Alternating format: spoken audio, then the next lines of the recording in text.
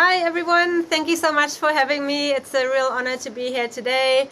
My talk is going to be about cyber extortion or ransomware syndicates, and in particular around the Conti group, which is one of the most notorious ones. My name is Anna Collard, and I'm a evangelist for Noble for Africa. I'm based in Cape Town.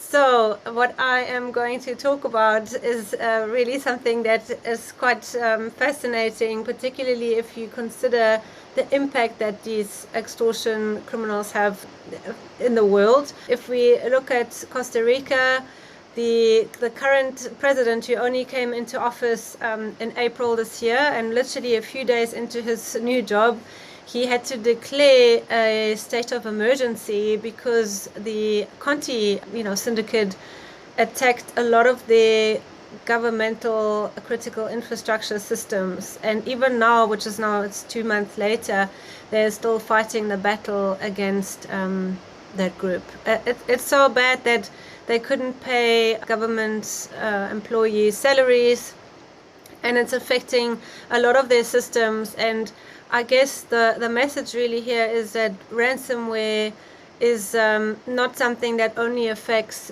businesses, but it actually has an impact on society. I mean, we saw it here in South Africa last year. We had our Department of Justice being affected.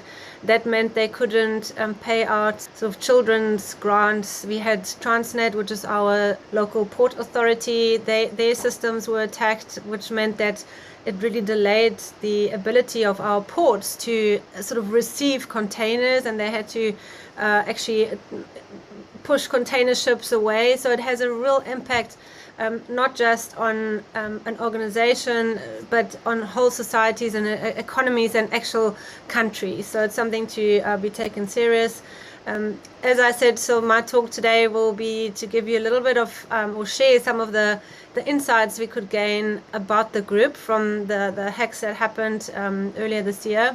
Okay, so ContiLeaks, what happened? When the Ukraine-Russian crisis started off, Conti, which is a Russia-based syndicate, they declared that they would retaliate anyone who's attacking Russia, that they would basically go after them. A few days later, they actually neutralized that message a little bit. It was obviously a bit too harsh, considering that they themselves operate or work with, groups or sort of partners outside of Russia, like the Ukraine. So they removed that message, changed it slightly, but by that time it was too late, because someone, apparently or allegedly a Ukrainian researcher, it could have also been an affiliate or an ex-employee, who knows, someone that got access to all their internal chats and conversations, leaked that data over the course of the next few days, and literally, providing insights into a year's worth of internal intelligence. Really, more than 160,000 chat messages are now in the public domain. So if we look at ransomware as a service, how they operate, it's very similar to any other software as a service kind of business.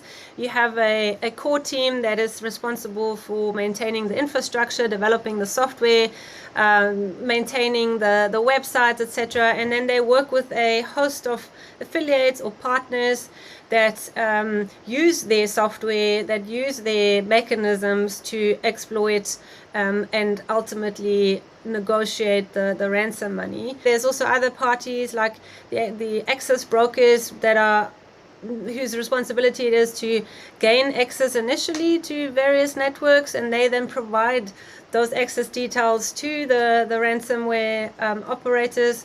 And typically what happens is that the affiliates would then pay sort of like a fee back to the operators that range between 30 and 40% when they receive the money. If we look at Conti itself, this is now based off a report by Chain Analysis. They are by far one of the more leading groups. They generated $180 million US in revenue last year. And yeah, this is quite a significant amount, I guess. What's really interesting is if we look at the amount that has been erased or stolen by Conti since 2017, you're looking in the billions. So this is really a significantly sized operation.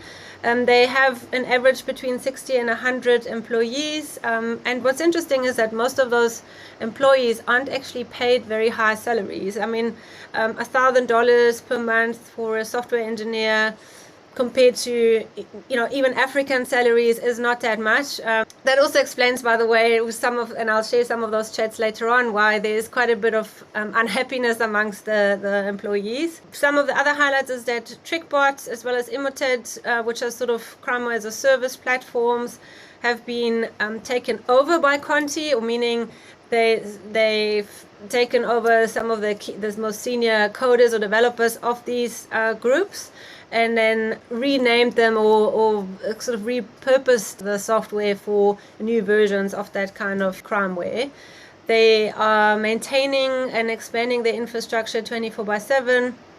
And interestingly enough, there's also quite a bit of commercial tooling or services that are being used by that group. Interestingly, also things like Zoom Info, for example, which helps them to, do reconnaissance on the targets or the victim organizations that they're dealing with. So if we look at the geography that they operate in, obviously the biggest economies are sort of where the most action happens. North America or the US, followed by Germany, UK. Those are sort of the regions that where they've been most active in. What's quite interesting, and this is something that the team at Orange Cyber Defense has looked at, and I find this really quite fascinating, is that on the one hand side we see that, and you can see here that purple line is that the national GDP or the economic force obviously plays a role in terms of whether ransomware gangs are operating in that region. The bigger the companies, the more business there is, the more attractive for criminals as well. So that explains why, obviously US is right on top there, followed by some fairly biggish economies like Canada, Great Britain, Germany, etc. And then that also shows then in terms of the ransomware incidents in those countries. Now, what's really interesting is that if you look at in terms of GDP, if you look at China, Japan, those sort of regions, and compare percentage-wise the amount of ransomware activity there, it doesn't make sense. It doesn't correlate. And sort of the theory is that because this is a business, and a business requires negotiation skills and communication skills, is that the reason why we haven't seen or not yet seen that much activity in those regions is that the culture and the language is very, very different from a more westernized, fairly well understood culture and language such as English and westernized. So what that means is that the organizations in those regions aren't necessarily better protected per se, but because the ransomware operators don't understand their language, they don't speak it, it's much more difficult for them to do research on those organizations and then communicate with them during the negotiations. In terms of industry, again, this is data based on the actual shaming side, so that doesn't necessarily mean that those industries are particularly targeted. It just means that they appear more often on the shaming sides. Manufacturing, as well as professional services, retail, and construction are pretty high up there. And so are other areas like technology, healthcare, government, etc. So it's really not the case that they are focusing in any one sector in particular, but that they take what they can get. And because there are so many credentials really or networks that have been compromised already and which are available or made available by the access brokers, it's a sort of a picking for them rather than a targeted or big game hunting game. What's quite interesting, and this really refers to the harvesting versus targeting. Again, this is credit to Orange. There's a conversation between Skippy and Mango. Skippy seems to work for Mango, and he says, well, there is a case, or there's like an actual victim, and he needs more information about them or a report on them in terms of how much could be negotiated or extorted from them. And he gets asked, so what is this? What is it about? And he says, well, I think it's some kind of city. Stoli in Russian means I'm not sure. I really didn't understand. They say they are poor. Let's offer 20,000. So it's really a little bit like in any other call center environment where the operator isn't quite sure, asks his manager, and it shows that it's not that they have targeted the city or this victim in advance. They have access to that, and now they're investigating whether it's worthwhile abusing that access and taking it to the next level. So literally this is more a harvesting rather than a targeting, where the reconnaissance of the actual organizations happens after the fact. And then sometimes you might find that they actually have this and it's not worth their while, and that's when they just leave it or focus on somebody else. In terms of the actual organization itself, it's also quite interesting to look at that. And this is obviously all thanks to the analysis based off the different conversations. You can see that Stern, who's sort of in the middle there, he seems to be one of the leaders, if not the leader, who oversees the whole operation. Then he has some sort of line managers or department leads. Defender, who's more on the technical administration side, and he looks after the infrastructure. There is a R&D lead or development lead. Somebody like that Mango, he or she is the general team manager, also gets involved with HR, payroll, etc. Buza is more on the coding side. So it's quite interesting how one can then determine just based off the chats who's who in that operation. If we then try and show it a bit more in an org chart diagram, sorry, it's not the prettiest, but it really is set up like any other startup, maybe a little bit more disorganized, but you have a leadership team on top, and then various departments, including HR, by the way, who are really fairly busy because they have a high amount of turnover and they're constantly looking for new talent. They have the so-called reversers, which are responsible for reverse engineering security products to see how they can break them. The typical pen testers or hackers. You have the guys and girls who do the OSINT negotiation part, and then they also work with the actual crimeware as a service groups like the Emotet, TrickBots, etc. And then what is being outsourced or not done internally are the actual spamming and phishing operations. So they work with partners on that.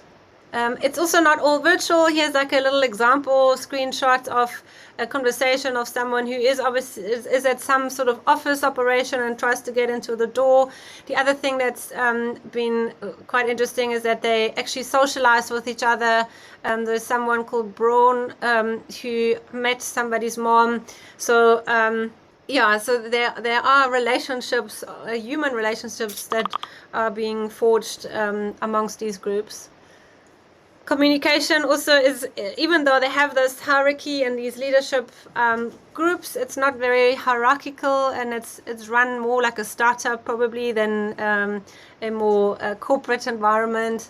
They do have policies though. There's an interesting one here. Initially, by the way, Conti did not have any conscience about targeting the healthcare sectors. In fact, they actually went after them right in the beginning of the pandemic. They changed their tactics a bit, and they now have a policy where they don't pursue any healthcare organizations. And you can see here another conversation between PIN, who's obviously some sort of operator, and then Reshef is a more senior or more management layer. And Reshef sort of reprimands PIN, saying, well, since you didn't know about this policy, I will let it slide, but next time we will enforce a penalty. And then PIN says, well, but it's not a hospital. I watched it 100 times, meaning I've really looked into this. They don't do resuscitation. They just, they do sports injuries. They have insurance. So I really studied them, so we should go after them. And then Reshef just says, we decided not to touch the healthcare sector, even like this, so leave it. So it's quite interesting, again, to look at how these conversations are happening between, let's call them like a normal agent or call center agent and the management level. And Brian Krebs, actually, he wrote, he says that Conti is highly effective, but also remarkably inefficient in the way they are organized. So there's quite a lot of mistakes they're making. They constantly forget to pay license fees, and there's chats where people remind each other that they still need to pay for service or domains, etc. And because of that, they could probably be even much more effective if they weren't so inefficient. Here's an example of a chat where Defender, he heads up the infrastructure level, is reprimanding somebody, saying, this is now going to be $100 fine because your server wasn't updated or wasn't paid for, and it messed me up. I blew out the actual words there. Also, people complaining that the work is quite monotonous. It's quite boring, same thing every day. I've also seen chats where they complain that they don't get work off, they have to work on weekends sometimes, and just the sort of general feel of it is that the working conditions aren't great. And obviously there's not a workers' union there that they can go to and complain. If we look at the actual tactics, techniques, and procedures, how do they operate? That's interesting from a defender's point of view, the types of tools that they're using. What's interesting is that they've even created training programs, like little internal training, modules that they share with their affiliates to teach them how to use the tools, how to do proper pen testing and sort of hacking, moving laterally in the environment. It's really quite fascinating to have a look at those. In fact, there was a leak earlier, so before the ContiLeaks, I think this was in August last year, where the internal training procedure documents were leaked and translated from Russia to English. I've got a copy of that, so if anyone is interested, I'm happy to share. So generally how they operate is, again, like I suppose any other ransomware operator, or in fact any other cyber criminal, is the initial attack vector, the initial intrusion happens in most cases through one of the four ways. So either through social engineering, be that phishing or vishing over the phone, by exploiting a insecure Microsoft remote desktop protocol, by stealing or guessing passwords or credentials, or exploiting some other software vulnerability in an externally facing gateway or sort of system. Once they're on that target machine, be that an end user's machine, they will, or the email system, they will then try and move from there, laterally escalate privileges, try and find admin accounts, and then sort of move and take more and more control over the systems until eventually, which is one of the hot targets obviously, is the backup systems, where they then go and destroy the backups, where they then also go and steal or exfiltrate as much data as possible and then encrypt it. In some cases, by the way, some extortionists don't even bother with encrypting anymore. They just steal the data and then threaten to publish the data. And once all of that has happened, they will then start the negotiation and demanding the ransom amount. So, and Conti operates the same way. So the initial access is done through phishing mostly. There's some example emails here, typical phishing, templates that we see all the time in the wild, like a sort of fake invoice, or like a zip file with the actual malware in it. They also would look for compromised Microsoft Office 365 accounts and then use those accounts to distribute their malware. Also, something interesting, which I've heard, actually a friend of mine, that happened to her in Germany, where she got a phone call in actually like proper German, no accents, asking her to verify her Microsoft credentials, pretending to be from the internal IT department, and then verifying her MFA OTP, so her multi-factor authentication. And that was really quite well done. And one of the ways that they operate is that they would send a phishing email and then follow up with a voice call. So obviously very dangerous. And then common vulnerabilities. Once they in the environment, what happens then is they will perform more reconnaissance across the users, domain admins. They will attempt to disable the antivirus, try and steal the admin hashes to eventually obviously gain administrator rights, and then also do a lot of what's called sort of living of the land attacks, meaning they will look for any sort of remote software or monitoring software and then try and use that to exfiltrate data or gain sort of further access without raising alarms. And then also obviously exploiting more vulnerabilities that are available. The tools that are being used are sort of traditional pen testing tools as well, like Cobalt Strike. You'll see also again a couple of just standard kind of support tools like AnyDesk, and then Metasploit, obviously, Mimikatz as well. So things that you would find in any pen tester's arsenal is what they use as well. What's also really interesting is that Stern in particular, he's quite entrepreneurial, and there have been chats or conversations found where he's requesting his team to research and look into the crypto space to either start their own crypto exchange, as well as getting involved in more so-called rug pull scams. In fact, there is what I've read is that the Squid Game rug pull, which was like a fake investment scam using the Squid Game logo, the sort of the TV series look and feel, that the Conti group was involved in that. So they are looking at different avenues, not just the traditional ransomware kind of business, but different ways of doing things. Here's also screenshots of a new dark web forum that they want to set up. So they are literally involved in various different things and quite entrepreneurial. So much so that the US government has issued a reward of $1 million for anyone shedding light on the actual personas or identities behind the Conti leading players or their location.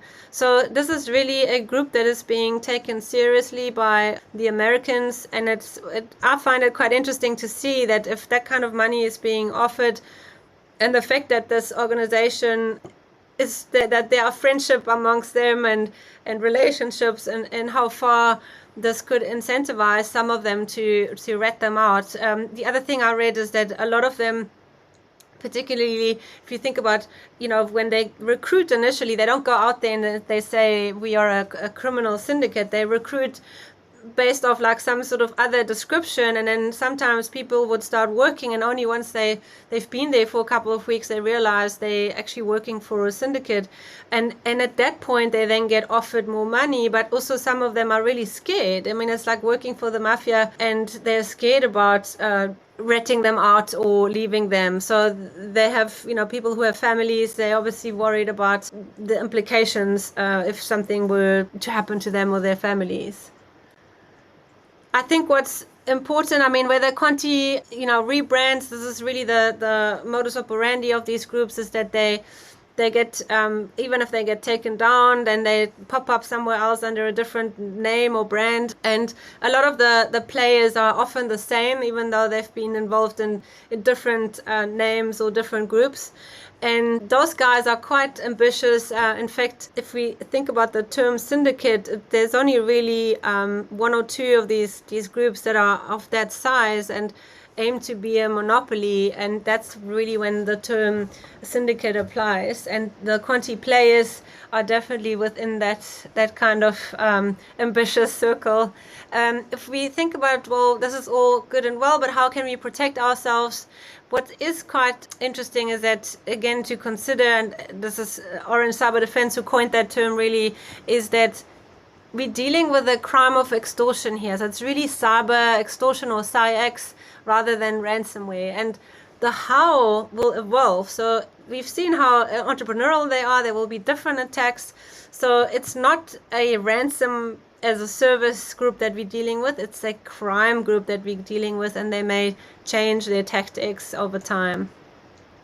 Something that is quite funny in my view is that they themselves offer advice to their victims, what they're saying is what victims should do. And maybe this is out of like some sort of professional ethics that they think they have, is that they share these tips with their victims as to, you know, some common sense kind of things like restricting access to servers or to admin privileged accounts, using different passwords, installing EDR, setting up more complex backups and storage systems, and protecting else's dump on all computers. So this is something that Reshef shared with some of they call them customers actually, even though it's obviously victims. We take this a little bit further. I think it's really important, especially if you consider the initial attack vector. So a mature security culture is definitely something that should be a key element of your protection strategy. Putting anti-phishing controls in place to make sure that these attacks don't even get into the environment in the first place. Patching, making sure that your remote desktop protocol, that those instances are properly locked down. Having, yes, advanced EDR on your endpoints, multi-factor authentication, using proper password management like password vaults, having a good backup strategy like a 3-2-1 backup strategy where you would have some of it offsite, some of it in the cloud, and then possibly also segmenting the network, you know, to avoid lateral movement, and then plan for the worst. So have an incident response plan on what should happen when, and have some partners in place that you could call should you fall victim to ransomware. And yeah, that really takes me to the end of the talk. I hope you found this interesting. Please contact me on LinkedIn or Twitter, and we can chat a bit more about it. And I hope you stay safe. Thank you so much for having me. Bye-bye.